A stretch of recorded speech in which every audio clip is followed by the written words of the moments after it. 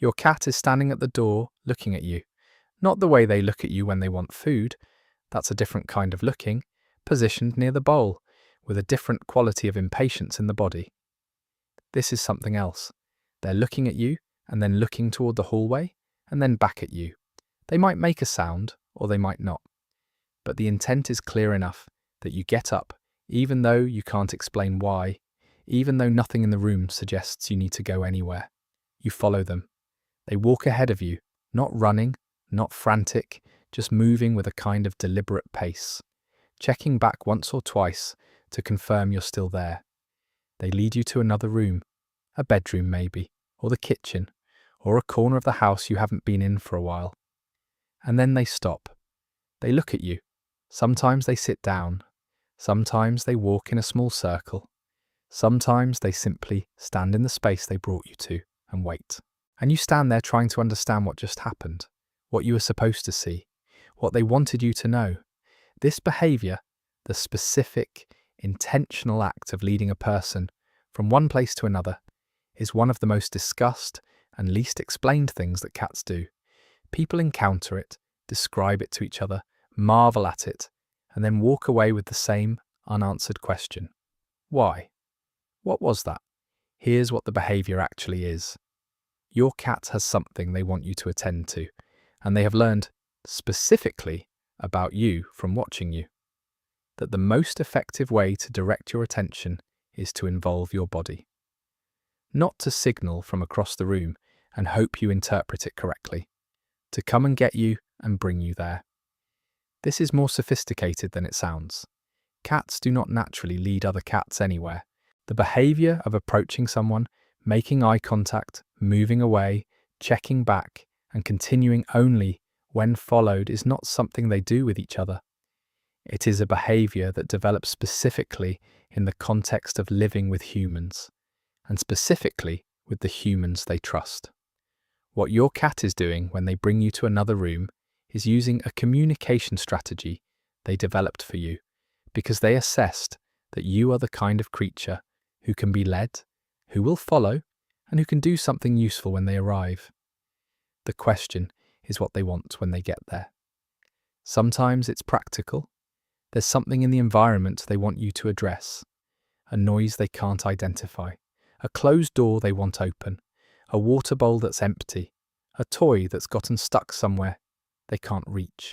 Cats are excellent at assessing what they can and cannot solve on their own, and they are surprisingly good at recognizing when a human's particular set of capabilities, the ability to open things, move things, reach things, would resolve what they cannot. Leading you to the problem is the most direct solution available to them. But sometimes it's not practical in any obvious sense. Sometimes they bring you to a room that has nothing wrong in it, nothing to fix, nothing to open, nothing out of place. They lead you there, and then they're simply there with you, in a space they chose, having brought you from somewhere else, to be in it together. This second version is the one that stays with people, because it doesn't have an obvious explanation, and the explanations people reach for, that the cat was confused, that it was a mistake, that they just wanted to play, don't quite land. The behavior was too deliberate, too directed, too specifically about you. What's happening in those moments is something researchers who study human-animal communication have described as referential signaling, the ability to use a signal not just to express a state, but to direct another individual's attention towards something specific. It requires a mental model of the other individual. It requires understanding that you and the other creature do not share the same visual field, that they cannot see what you see, that their attention needs to be actively redirected. Most animals cannot do this. The ones that can, great apes, some corvids, dogs, and yes, cats, are operating at a level of social cognition that involves modelling another mind. Your cat is reading you constantly. Your scent, your posture, your emotional state, the micro-expressions your face makes when you think no one is watching. They build a detailed model of who you are and what you do. Most owners never realise how complete that model is. I put together a guide covering exactly that layer, the signals cats send and the signals they read from you, that most people never learn to recognize. It's called What Your Cat is Hiding, and the link is in the description. If you've ever felt like your cat understands you on a level you can't fully explain, that guide is going to show you why that feeling is more accurate than you think. There is a second layer to this particular behavior, and it's the one that matters most. Cats who lead their owners to another room are overwhelmingly doing it with people they have a strong bond with. It is not a behavior that appears with strangers or with people the cat merely tolerates. It requires trust, specifically the trust that the person being led will follow, will attend, will respond. A cat who leads you across the house has made a calculation that you are worth the effort of communication. They have decided that you will understand enough to come, and that coming will matter. That assessment, that you are someone worth communicating with, someone capable of receiving what they're trying to say, is its own kind of statement. Most relationships between cats and people are more passive than this. The cat waits. The person notices or doesn't. The cat adjusts. The leading behavior requires the cat to initiate, to persist, to check back, to bring you all the way to the thing. It is an active investment in making sure you get there. There's also something significant in what happens once you arrive. The cats who lead their owners to an empty room and then simply stay there are not confused about what they were doing. They brought you somewhere to be somewhere with you. The destination was the point, not an object in it, not a problem to solve, but the room itself, chosen with you in it. This is spatial bonding behavior, something documented in cat owner research as a way that cats reinforce the relationship through shared presence in chosen locations. They have a place. They wanted you in it. They came and got you. That's not mysterious once you understand it. It's one of the clearest things a cat can do. People who have experienced this describe something consistent in retrospect. The feeling that the cat had a purpose that entire time. The deliberate pace, the checking back, the waiting once you arrived, as if completing a task they had set for themselves, and the way the moment settled when you were both in the room together. Not doing anything, just present in the space they chose to share. Some of the most specific stories come from people whose cats began leading them to particular rooms during difficult periods in their lives, during illness, during grief, during the kind of long internal difficulty that doesn't always show on the surface. The cat who started leading them to the bedroom every afternoon during a period of depression. The cat who brought them to the window every evening for weeks after a loss. The cat who led them, specifically, away from the room where they were sitting alone, to somewhere else in the house, where the air felt different. Whether or not you believe the cat understood the human experience they were responding to, and the research on cats detecting cortisol, reading emotional state, and responding to stress with increased proximity behavior suggests they understood something. The gesture itself says everything it needs to say. They came to where you were. They brought you somewhere else. They stayed there with you.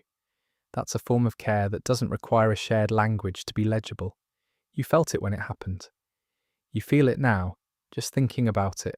Next time your cat comes to find you and starts leading you somewhere, follow them. Not to solve whatever problem might be there, just to see where they take you. To be someone who showed up when they came and asked. If your cat has done this, led you from one room to another, for any reason or no apparent reason at all, tell me about it in the comments. Where did they take you? What was there when you arrived? I want to hear the specific moments, because I think what they describe says something that deserves to be said out loud. The thing about this behavior that people rarely articulate but always seem to feel is how much it inverts the usual dynamic. Most of the time, you are the one who initiates. You are the one who calls, invites, reaches out. The cat receives or doesn't, approaches or doesn't, decides on their own terms whether the contact will happen and when. This is the architecture of most cat-human relationships, and most people have accepted it so completely that they stop noticing it. And then the cat comes to find them. Not because they called, not because there's food or routine involved, because the cat decided, from wherever they were in the house, that you were the one who needed to be somewhere else, and that they were going to be the one to bring you there. There's something in the reversal of that catches people off guard every time it happens. The cat who spends most of its time on its own terms, in its own space, on its own schedule, that cat crossing the house to come and get you and lead you somewhere, is different from anything else they do. It is one of the few behaviours that has initiation, sustained effort, and a goal that is specifically about you, not about their comfort or their needs in the usual sense, about you being somewhere. What they wanted you to do with that somewhere depends on the cat and the day and things you may never fully know. But the fact that they came, that they decided you were worth getting, that they believed you would follow, that they checked back to make sure you were still there, that part is clear. That part requires no interpretation. They thought of you. They came to get you. They brought you somewhere they wanted you to be. That's the whole story. It doesn't need to be more complicated than that to matter as much as it does. Some cats do this once or twice in a lifetime. Some do it regularly, as reliably as a daily routine. The evening escort to the bedroom, the morning lead to the window, the specific invitation repeated until it becomes its own quiet language between the two of you. Either way, the first time it happens clearly, the first time you understand that you're being led, not just followed, tends to stay with people. The image of the cat at the door, looking back, waiting for you to come. You followed? That was the right thing to do, not just because of what was in the other room, because they asked. If this has happened to you, I want to hear about it in the comments. Tell me where they took you and what you found when you got there. Because the range of what people describe, the empty rooms, the specific corners, the windows at particular hours, says something about what cats understand about the people they live with that I think is worth gathering and saying out loud. It's worth pausing on the checking back specifically, because that's the detail that separates this behaviour from something more accidental. When a cat walks somewhere and happens to have you follow, they don't look back. When a cat is leading you, they do. The glance over the shoulder, the brief pause to confirm you're still moving in the right direction, the resumption only when they've registered that you are. That sequence requires them to be tracking your location and your engagement simultaneously. They're holding two things in mind at once: where they're going and whether you're coming. That level of coordination is not something cats do with each other. It is a behaviour that evolved specifically in their relationship with humans over thousands of years of cohabitation, as cats developed strategies for communicating with a species that is large and capable, but frequently oblivious. The checking back is the evidence that this is intentional communication, not coincidence. They are not just walking, they are leading, and they know the difference. The cats who have developed this behaviour with a specific person almost never do it with other members of the household in the same way. It tends to be directional, toward one person in particular moments, for reasons that feel specific even when they're hard to articulate. This person, this room, now. The specificity of it, repeated across so many different households and so many different cats, is not random. It reflects something the cat has understood about that particular person, who they are, what they need, what kind of attending they are capable of, and decided is worth the effort of an active request. You are the person they came to get. That means something. It meant something when it happened, and it means something now.